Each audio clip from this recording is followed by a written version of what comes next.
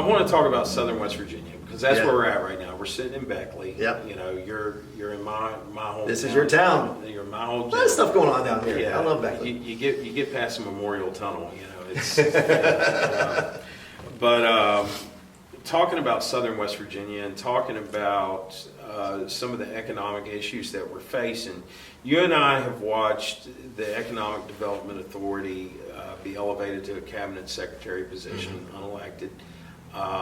You've seen a lot of investment go into the northern part of the state. We have. And I'll be the first person to say that as a business owner should be the one determining where they're going to make their investment. And let's just be frank, navigable river for a manufacturer is a pretty big deal, especially when it's the Ohio. Yeah. So I can understand a lot of that.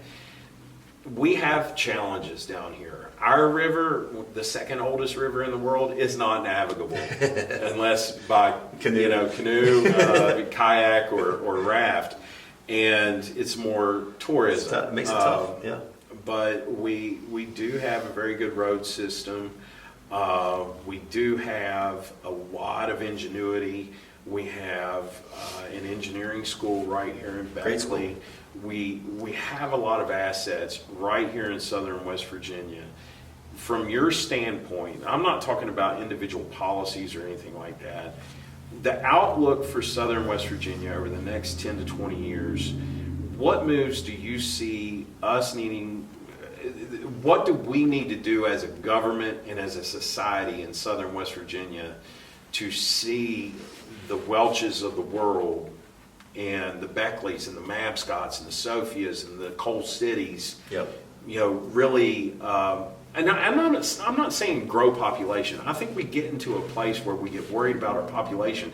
The population of Wyoming is a third of what ours is, but the median income and average income is a lot higher. Yep. You know, I'm not concerned as much about population as I am quality of life. What do we do to raise that quality of life down here? Yeah, no, it's a great point. You got people who got to feel good about themselves again. You got to restore hope down here. When they see all these press releases over and over again, stuff happening in the northern panhandle or eastern panhandle, they get depressed. They say, "What about Southern West Virginia?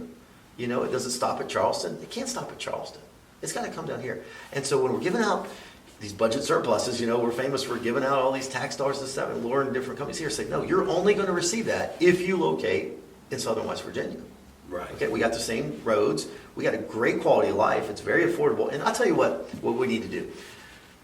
The amusement factor, the fun factor, the wow factor, the adventure factor in Southern West Virginia is unheard of. From skiing to ATVs to everything from the trails to whitewater rafting. Yeah. I mean, if you're not a younger professional that can live anywhere in the country and work remotely, maybe the jobs doesn't have to be here, but we just need to attract some of that next generation that's just looking for somewhere fun to live and affordable that they can be entertained year round. You think about it, we got something, a sport that they can do year round.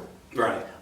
You can't get that anywhere. I want to be, at one point, Colorado was that place. They were a destination for the remote workers. West Virginia could be that place. Right. West Virginia could be a place that attracts remote workers from all over the world. Come here. You're 5 hours from everywhere.